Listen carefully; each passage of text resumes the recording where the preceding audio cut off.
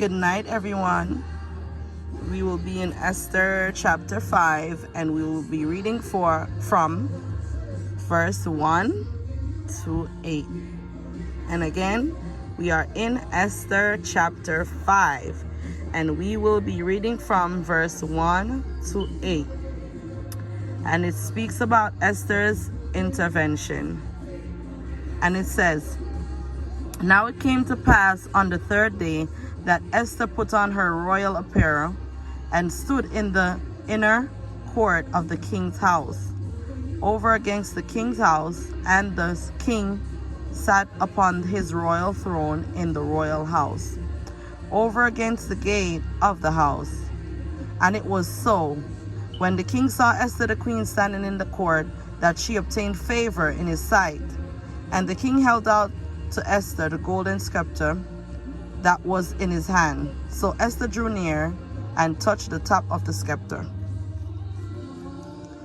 Then said the king unto her, What wilt thou, Queen Esther? And what is thy request? It shall be even given thee to the half of the kingdom. And Esther answered, If it seem good unto the king, let the king and Haman come this day unto the banquet that I have prepared for him. Then the king said, Cause Haman to make haste, that he may do as Esther has said. So the king and Haman came to the banquet that Esther had prepared. And the king said unto Esther at the banquet of wine, What is thy petition? And it shall be granted thee. And what is thy request? Even to the half of the kingdom it shall be performed. Then answered Esther and said, My petition and my request is, if I have found favor in the sight of the king, if it is please the king to grant my petition and to perform my request, let the king and the Haman come to the banquet that I shall prepare for them, and I will do tomorrow as the king has said." And tonight, Lord, guys, thank you, God. Thank you, God. Thank you for your grace and your mercy upon us.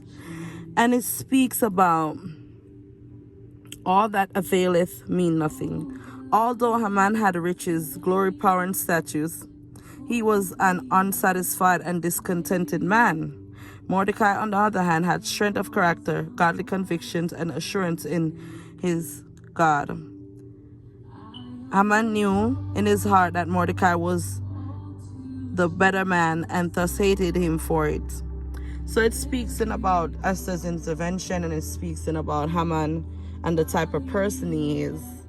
And tonight God is saying that once you petition to him, he will intervene the same way he ordained Esther to intervene for the people.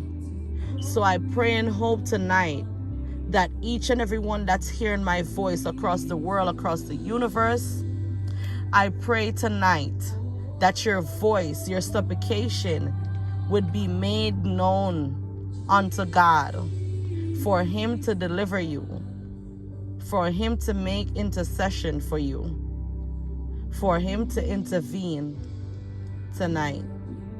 I thank you, Almighty Father, for your grace and your mercy upon us.